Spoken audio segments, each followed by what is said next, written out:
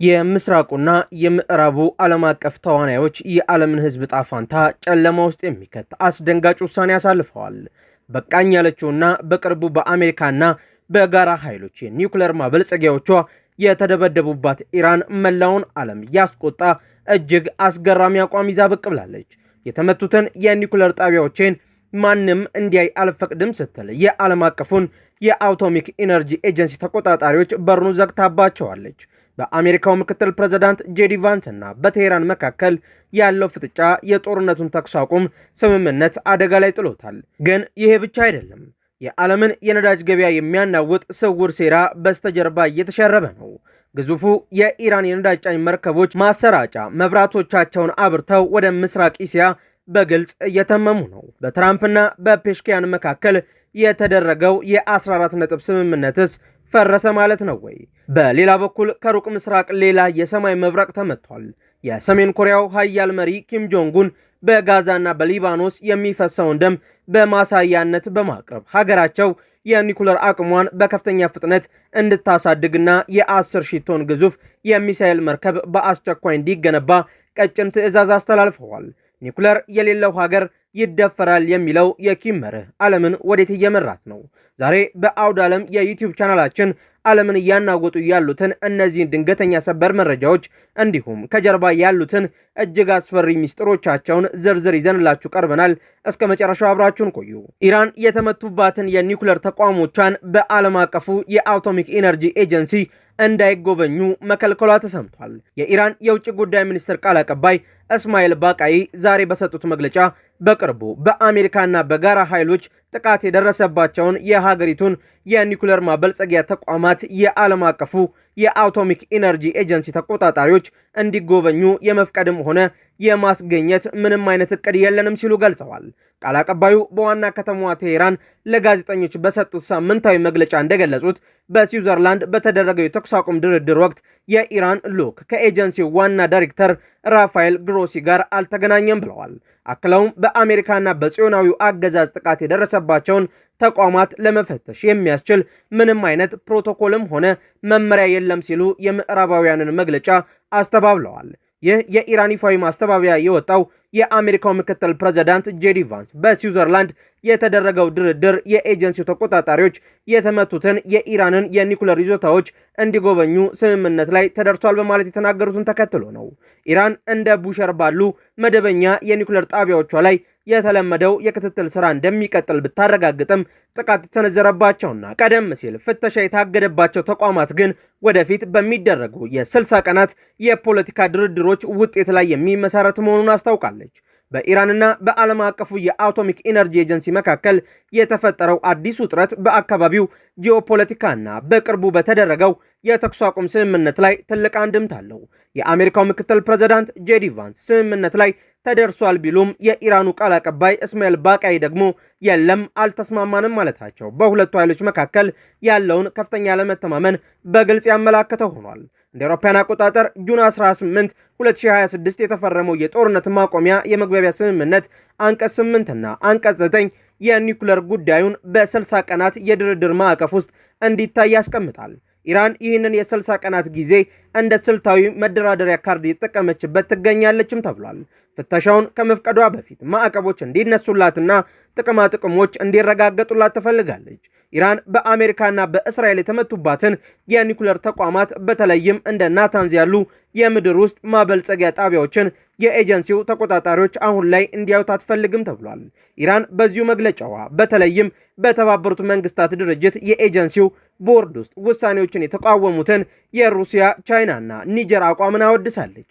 ይህ የሚያሳየው ቴሄራን ከምዕራባውያን የሚመጣባትን ጫና ለመቋቋም በሞስኮና በቤጂንግ የሚመራውን የምስራቁን ጎራ እንደ ጋሻ እየተጠቀመችበት መሆኑ ነው። ይህ በእንዲህ እንዳለ የኢራን የነዳጅ ጫኝ መርከቦች ወደ ምስራቅ እስያ መጓዝ መጀመራቸው ተገልጿል። ከወራት ከበባና ውጥረት በኋላ የኢራን ግዙፍ የነዳጅ ጫኝ መርከቦች የባህር ጉዟቸውን ወደ ምስራቅ እስያ ማድረጋቸውን ብሉምበርግና ሮይተርስ የባህር ላይ የትራፊክ መረጃዎችን ጠቅሰው ዘግበዋል።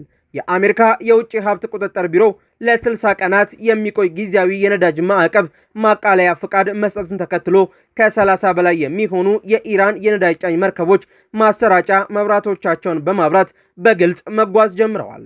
እንደ ኢልቫ፣ ቪርጎ እና ቪጎር ያሉ ግዙፍ የነዳጅ መርከቦች ከኢራኗ ካርግ ደሴት ተነስተው ወደ ሲንጋፖር እና ቻይና እየተመሙ መሆኑ ታውቋል። ለዚህ ድንገተኛ የነዳጅ ፍሰት መከፈት በምክንያትነት የተጠቀሰው ባለፈው ሳምንት በኢራኑ ፕሬዝዳንት መሱድ ፔሽኪያን እና በአሜሪካው ፕሬዝዳንት ዶናልድ ትራምፕ መካከል በስዊዘርላንድ የተደረሰው የ14 ነጥብ የመግባቢያ ስምምነት ነው ተብሏል። በዚህ ስምምነት መሰረት ኢራን በሆርሙዝ ባህረ ሰላጤ ላይ ሰላማዊ የትራንስፖርት እንቅስቃሴን ለማስከበርና የዓለም አቀፉን የአቶሚክ ኢነርጂ ኤጀንሲ ታዛቢዎችን ለመቀበል ተስማምታለች ቢባልም ዛሬ ኢራን ይፋ ያደረገችው መረጃ ይህንን ጉዳይ ውድቅ ያደረገ ሆኗል። በምስራቅ እስያ ቀጠና ውስጥ በነዳጅ እጥረት ክፉኛ ተመተው ለነበሩት እንደ ቻይና ላሉ ግዙፍ ገዢዎች ደግሞ ትልቅ እፎይታን ሰጥቷል። በሌላ ሰበር መረጃችን ሰሜን ኮሪያ የኒኩለር አቅሟን በከፍተኛ ፍጥነት እንድታሳድግ ኪም ጆንጉን አዘዋል።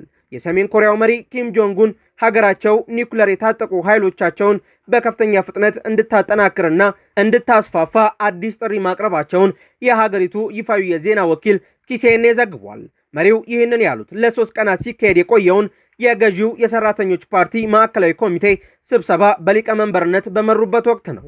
ኪም ጆንጉን በንግግራቸው እንደገለጹት በአሁኑ ወቅት በዓለም ላይ በተለይም በሊባኖስና በጋዛ አካባቢ የሚታየውን አሰቃቂና ደም አፋሳሽ ሁኔታ በማንሳት ይህ የጂኦፖለቲካ ቀውስ ሰሜን ኮሪያ የያዘችውን የኒኩለር አማራጭ ብቸኛውና እጅግ ትክክለኛው የሀገር መከላከያ መንገድ መሆኑን በተግባር ያሳየ ነው ብለዋል።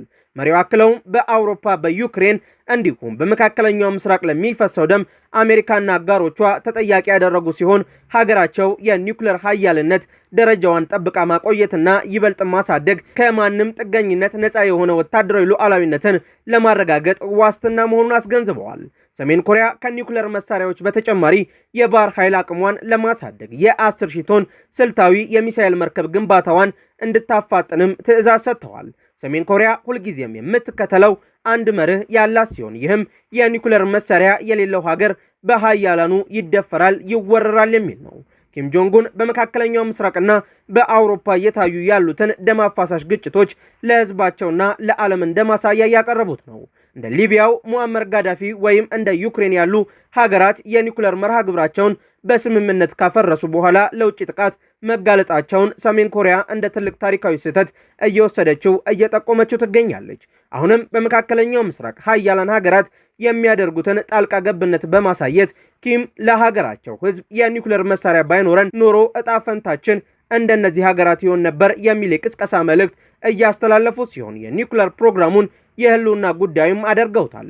የፖለቲካ ተንታኞች እንደሚሉት ይህ ንግግር ሰሜን ኮሪያ የኒውክሌር መሳሪያዎቿን እንድታስወግድ ከምዕራባውያን ጋር የምታደርገው ማንኛውም አይነት ድርድር ሙሉ በሙሉ ማክተሙን ማረጋገጫ ነው። ሰሜን ኮሪያ አሁን የምትፈልገው የኒውክሌር ባለቤትነቷ በዓለም አቀፍ ደረጃ እውቅና እንዲያገኝ ነው። ወደፊት ከአሜሪካ ወይም ከሌሎች ሀያላን ጋር ድርድር ከተቀመጠች እንኳ ድርድሩ የሚሆነው መሳሪያዬን እንዴት ላጥፋ በሚለው ላይ ሳይሆን እኔም የኒውክሌር ሀያል ነኝ፣ እናንተም የኒውክሌር ሀያል ናችሁ፣ ስለዚህ እኩል በሆነ ደረጃ የጦር መሳሪያ ቅነሳ ማዕቀብ መነሳት ላይ እንነጋገር በሚል እኩልነት ላይ ለመደራደር ነው። ሰሜን ኮሪያ በአሁኑ ወቅት አሜሪካና ደቡብ ኮሪያ የሚያደርጉትን የጋራ የኒውክሌር መከላከያ ምክክርና ወታደራዊ ልምምዶችን እኛን ለማጥቃት የታለመ የጦርነት ሁኔታ ነው ስትል ትፈርጃለች። በተጨማሪም ጃፓን ወታደራዊ አቅሟን እያሳደገች መምጣቷን እንደ ስጋት እያነሳችው ትገኛለች። ውድ የአውደ ዓለም የዩቲዩብ ቻናል ተከታታዮቻችን አዳዲስ የተሰሙ ሰበር መረጃዎቻችን እነዚህን ይመስሉ ነበር። በእነዚህ መረጃዎች ላይ ያላችሁን ሀሳብ አስተያየት በኮመንት መስጫው ላይ አስፍሩልን። አዳዲስ መረጃዎችን በፍጥነት ለማግኘት ቻናላችንን ሰብስክራይብ ማድረጋችሁንና ለሌሎች እንዲዳረስ ላይክ እንዲሁም ሼር ማድረጋችሁን እንዳትረሱ። በሌላ ሰበር መረጃ ዳግም እስከምንገናኝ ሰላም ለዓለማችን ይሁን።